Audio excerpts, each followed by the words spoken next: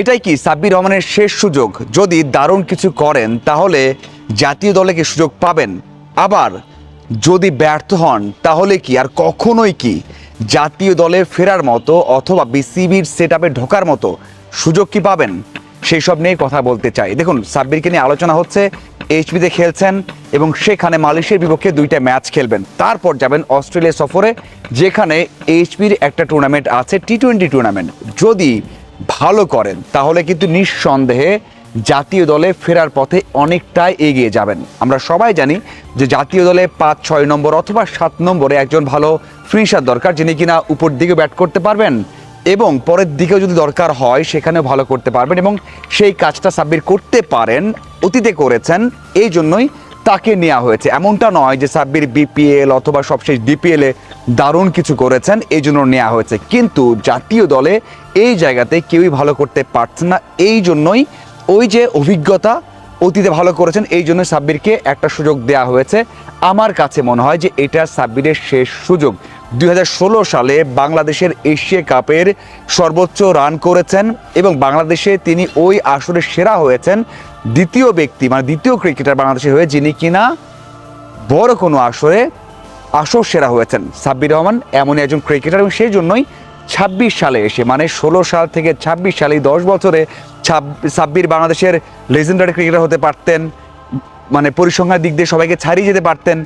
ইতিহাসে, মানে টি-20 ইতিহাসে অনেক কিছুই করতে পারতেন, সেটা করতে পারেননি। এখন আবার তাকে সংগ্রাম করতে হচ্ছে, চ্যালেঞ্জ দিয়ে হচ্ছে জাতীয় দলে ফেরার জন্য। যদি ভালো কিছু করেন তাহলে কিন্তু ওই যে পাইপলাইনটা 28 সালে বিশ্বকাপ আছে, এই জন্য ওই দলের বিবেচনায় সাব্বির রহমান নিঃসন্দেহে ঢুকে যাবেন।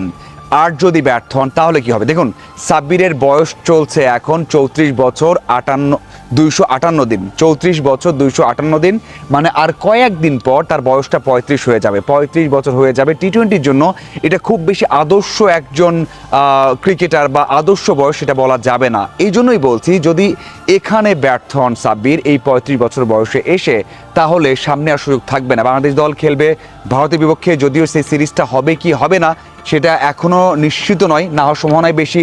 যদি না হয় এরপর সাউথ আফ্রিকাতে বাংলাদেশ দল যাবে, সেখানেও যদি না থাকেন, বিবেচনায় না থাকেন, তাহলে সাব্বির রহমান কবে ব্যাক করবেন? তাহলে ব্যাক করার সম্ভাবনা কিন্তু একেবারেই থাকবে না। বয়স তার 35, তার মানে এটাই আমরা বলতে পারি সাব্বিরের শেষ সুযোগ।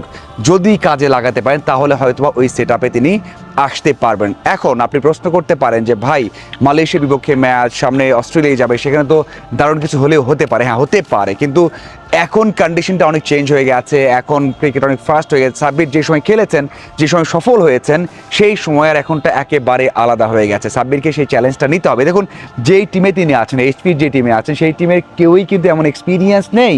সাব্বির রহমান একমাত্র ক্রিকেটার যিনি কিনা ন্যাশনাল টিমে 10 বছর খেলে ফেলেছেন, তিনি আছেন। এছাড়া আপনি সাকলাইন বলতে পারেন, শামীম বলতে পারেন, আরও জুনিয়র অনেকেই আছেন। তাদের সাথে দেখলাম অনুশীলন করলেন, এমনটা নয় খুব ভালো কম্বিনেশন হয়েছে, খুব ভালো আত্মবিশ্বাস নিয়ে অনুশীলন করছেন, তেমনটা নয়। থাকবে, এই পার্থক্যটা থাকবে, কারণ সাব্বির রহমান একসময় বাংলাদেশের সেরা তারকাদের মধ্যে একজন ছিলেন, যার জন্য অনেক নিয়ম পরিবর্তন করে খেলানো হয়েছে বিশ্বকাপে। সেই সাব্বির রহমান এই বয়সে এসে এখন এসে সেই লড়াইটা করছে। হ্যাঁ, অবশ্যই সাব্বির রহমানের জন্য অনেক সমর্থক অপেক্ষা করছেন, সাব্বির রহমান সেটা অনুভব করছেন এবং তিনি চান যেন ভালো করে ব্যাক করতে পারেন। এবং সবচেয়ে বড় বিষয় হচ্ছে সাম্প্রতিক সময়ে আরও 2-1টা ঘটনা ঘটেছে, সমালোচনায় পড়েছেন সাব্বির রহমান। সব কিছু মিলে একটা কঠিন মুহূর্ত, এবং সেটা সাব্বিরও জানেন যে সাম্প্রতিক সময়ে খুব একটা টাচে না থাকলেও, খুব একটা ভালো না করলেও তাকে বিবেচনা করা হচ্ছে, কারণ ওই জায়গাতে, জাতীয় দলের ওই জায়গাতে টি-20-তে একটা জায়গা ফাঁকা আছে, এবং সেই জন্যই সাব্বিরকে তৈরি করা হচ্ছে, সাব্বিরকে ট্রাই করা হচ্ছে। যদি পারে, যদি কাজে লাগাতে পারেন, তাহলে নিঃসন্দেহে তিনি জাতীয় দলের রাডারে চলে আসবেন। এবং এমনটা নয় যে নেক্সট সিরিজেই আসবেন, যেটা বললাম ভারত এবং সাউথ আফ্রিকা, নেক্সট সিরিজে না আসলেও সাউথ আফ্রিকা সিরিজে আসতে পারতেন, হয়তো বা তারপরে সিরিজে আসতে পারেন, কিন্তু যদি খারাপ করেন একেবারেই কিন্তু তার সুযোগটা একেবারে শেষ হয়ে যাবে, একেবারে শেষ হয়ে যাবে। সামনে আবার বিপিএল হওয়ার সম্ভাবনা খুবই কম, না হলে কোথায় প্রমাণ করবেন? এরপর ডিপিএল আবার নেক্সট ইয়ার আছে। ডিপিএলে তো এবছরও তিনি খেলেছেন 11 ম্যাচ, 9টাতে ব্যাট করেছেন, 3টাতে নট আউট ছিলেন, করেছেন 188 রান, গড় তার 31, স্ট্রাইক রেট 113।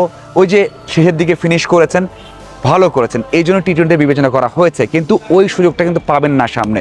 এই জন্যই বলছি যে সাব্বিরের জন্য এবারের যে সুযোগটা এসেছে, জাতীয় দলের রাডারে এসেছেন, জাতীয় দলের জন্য বিসিবিও চাইছে তৈরি করতে, কোচিং স্টাফও তাই চাইছে যে শেষবারের মতো একটা চেষ্টা করতে। সেই জায়গা থেকে সাব্বির কি করতে পারে, এখন কাজটা সাব্বিরের। সাব্বির যদি মালয়েশিয়ার বিপক্ষে দারুণ দুটো ইনিংস খেলেন, সেখান থেকে অস্ট্রেলিয়ায় গেলে অস্ট্রেলিয়ার কন্ডিশনে দারুণ কিছু করেন, তাহলে কেন তাকে নেওয়া হবে না? আমরা সবাই জানি যে বাংলাদেশের প্রেক্ষাপটে কেউ রান করলেই আমরাই আলোচনা করি, আমরাই জাতীয় দলে নিয়ে আসার জন্য অনেক দাবি তুলি। সো সাব্বির রহমান সেটা খুব ভালোভাবে জানেন, দর্শকরাও জানেন। এখন বাকি কাজটা সাব্বিরের, সেই কাজটাই করতে পারবেন নাকি শেষ সুযোগটা হারিয়ে সাব্বিরের বিদায় নিশ্চিত হবে? আপনাদের কি মনে হয় অবশ্যই জানাবেন।